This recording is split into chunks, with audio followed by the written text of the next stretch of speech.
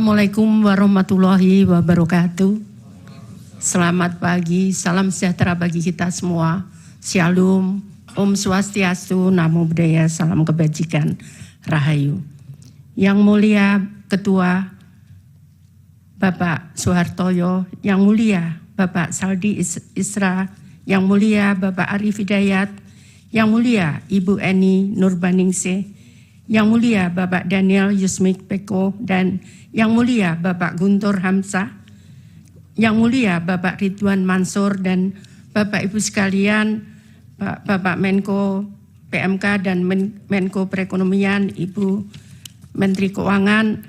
Tadi sudah dijelaskan banyak tentang kebijakan anggaran.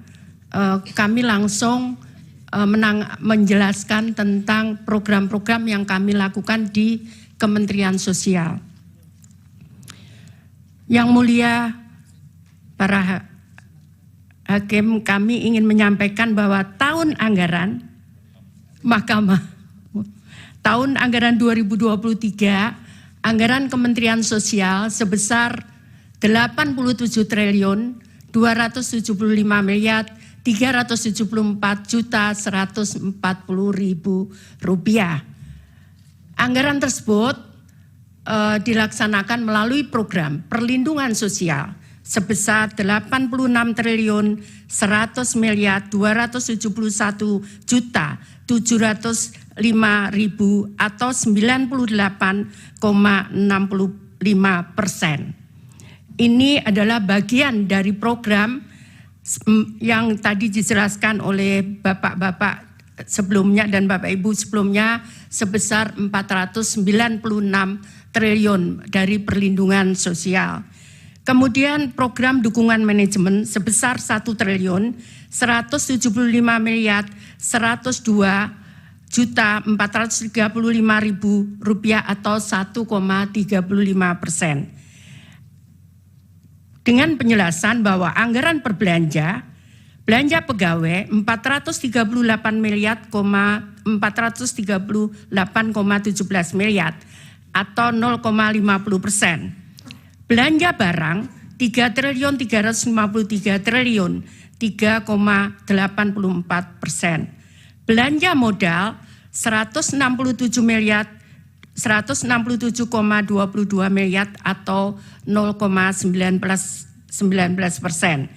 Belanja bantuan sosial 83 triliun 316 miliar atau 95,46%. Ini berbeda kalau kami sampaikan di perlindungan sosial kenapa 86 triliun 100 miliar itu yang belanja bansos itu adalah belanja bansos reguler untuk tahun 2023 meliputi PKH dan bantuan pangan non tunai serta bantuan PLT El Nino di 2023. Sedangkan untuk sisanya perlindungan sosial itu ada bantuan atensi, ada permakanan untuk lansia yang tidak ada keluarga, dan permakanan untuk disabilitas serta untuk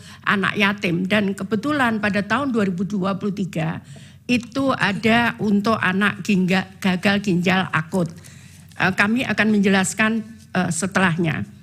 Pada tahun anggaran 2024 Kementerian Sosial anggaran dari 2023 sebesar 87 triliun 275 miliar itu turun menjadi 79 triliun 214 miliar 83.464.000. Penjelasannya adalah anggaran per program perlindungan sosial 78 triliun 54 miliar 196.767.000 rupiah atau 98,54% itu belanja bantuan sosial.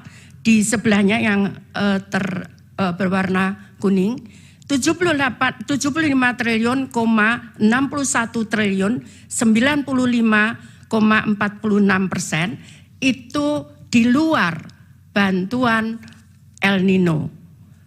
Sehingga kami kembali reguler menyerahkan bantuan reguler PKH dan BPNT. Kemudian program dukungan manajemen 1.189.886.697.000 atau 1,46%. Jadi kalau kita bandingkan anggaran tahun 2023 dan 2024, tadi sudah kami sampaikan bahwa anggaran kami turun dari 87.374.140.000 turun menjadi 79.243.083.464.000 rupiah. Hal ini karena belanja BLT El Nino keluar dari bantuan di 2024 dengan rincian sebagai tertera di atas. Adapun belanja Bansos Kementerian Sosial tahun 2023 dan 2024. Bantuan sosial 2023 PKH atau program Keluarga Harapan itu sebesar 10 juta KPM dengan pagu 28.709.816.300.000 rupiah. Ini tetap di 2024 tetap 10 juta targetnya, namun realisasinya tidak bisa persis sama 10 juta karena begitu saya netapkan hari ini dengan data, tiap bulan kami perbaiki data karena ada yang meninggal, ada yang lahir, ada yang pindah, sehingga kami harus menetapkan tiap bulan, karena kalau sesuai Undang-Undang 13/2011 itu 1 tahun 2 kali, maka kami sudah terlambat karena yang meninggal sudah banyak, kemudian yang lahir juga banyak, sehingga kami rubah sekarang ini tiap bulan kami menetapkan data penerima bantuan sosial. Yang kedua adalah kartu sembako. Targetnya adalah 18,8 juta KPM dengan dana 45.120 miliar rupiah. Sama di 2024 itu program sembako dengan target yang sama 18,8 juta KPM. Salur datanya adalah 18,62. Tadi sama, tidak bisa persis sama karena di saat proses ada perubahan-perubahan. Nah, kemudian tahun 2023 ada BLT El Nino dan ini sudah disetujui oleh DPR melalui kesimpulan rapat kerja di Komisi 8 DPR RI dengan Menteri Sosial masa persidangan 2 tahun sidang 2023-2024 Selasa 7 November 2023. Dan ini harus selesai pada bulan Desember karena anggaran tahun 2023 dan saat turun adalah di bulan November.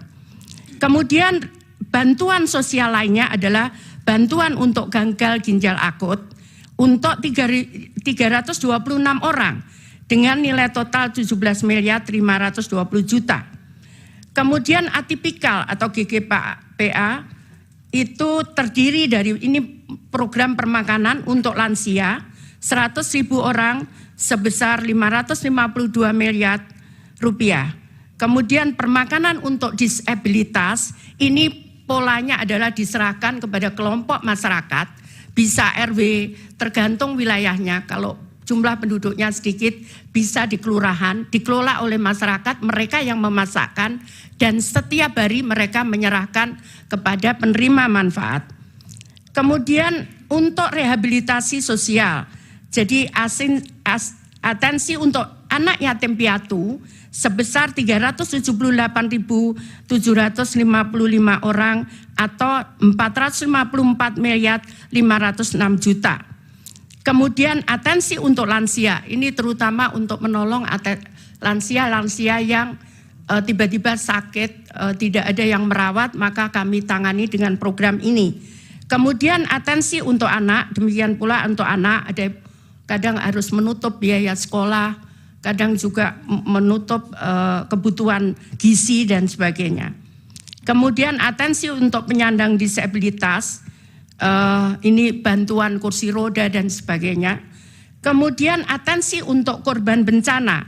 Jadi kami memberikan bantuan korban bencana untuk meninggal sebesar 15 juta. Kemudian atensi untuk kelompok rentan dan alat bantu aksesibilitas untuk penyandang disabilitas, serta untuk atensi korban penyalahgunaan nafsa dan ODIF sebesar 10.000 orang dengan nilai 1.706.250.000.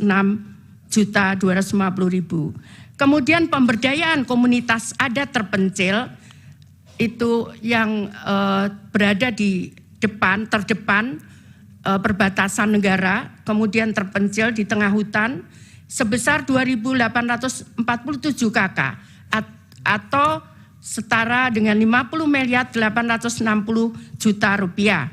Kemudian rumah sederhana terpadu atau perbaikan perumahan untuk 7.500 KPM ini di 2023. Untuk 2024 target volumenya hampir sama, hanya tidak ada untuk El Nino, tidak ada gagal ginjal akut. Namun ini ada beberapa, tadi sudah saya sampaikan, ini baru beberapa 6 bulan, jadi untuk permakanan sudah saya sampaikan ke Bu Menkyu. Jadi total anggaran adalah di 2024 75 triliun 616 miliar, sedangkan realisasi 25 triliun 340 miliar rupiah atau 33,61%.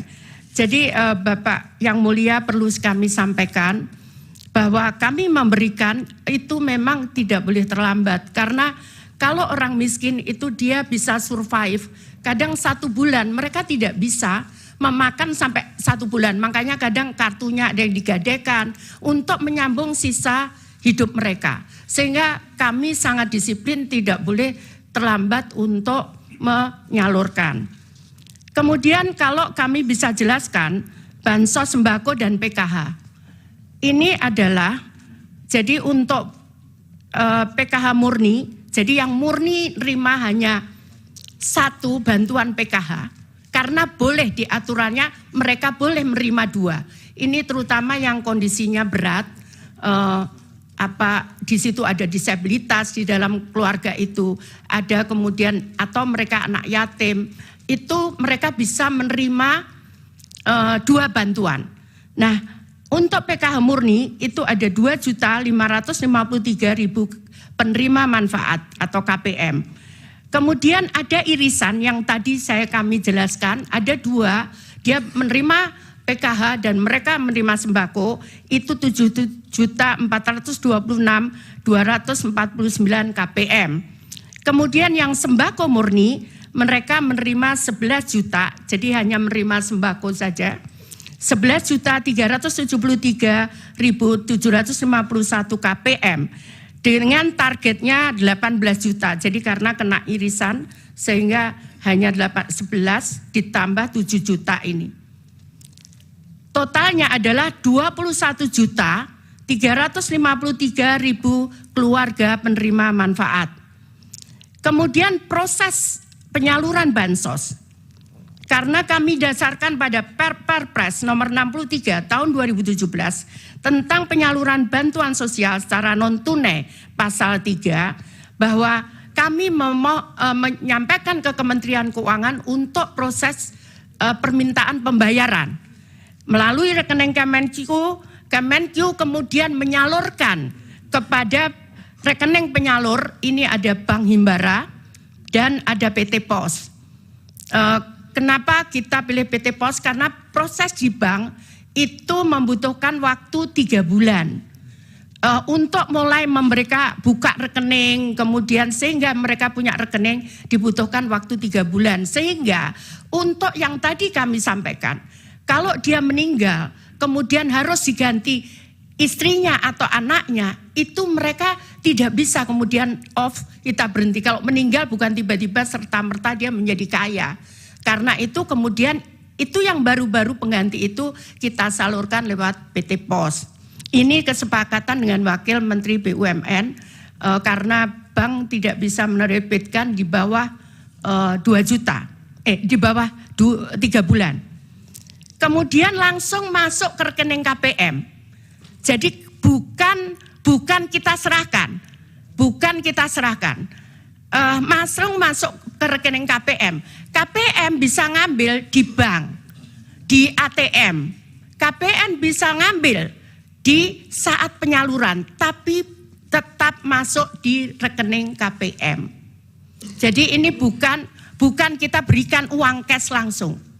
Tidak bisa seperti itu karena kami dasarnya adalah Perpres nomor 63 tahun 2017. Jadi langsung ke rekening, kemudian dia bisa mengambil, bisa lewat ATM, bisa lewat, ini kami sangat bermanfaat karena di beberapa daerah terpencil, kadang mereka tidak ada ATM di sana, tidak ada bank di sana. Sehingga PT POS yang menyalurkan mereka datang ke tempat tersebut, tapi masuk ke rekening itu, ke rekening KPM. Demikian kira-kira Bapak yang mulia, Bapak Ibu dan para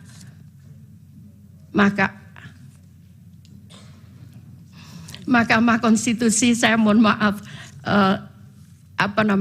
menjelaskannya bukan dengan membaca karena saya biasa melakukan dengan chart seperti ini. Demikian, terima kasih. Mohon maaf kalau ada yang kurang berkenan. Saya akhiri. Wassalamualaikum warahmatullahi wabarakatuh. Salam sejahtera bagi kita semua. Salam Om Santi, Santi, Santi Om Namo Buddhaya. Salam kebajikan. Rahayu.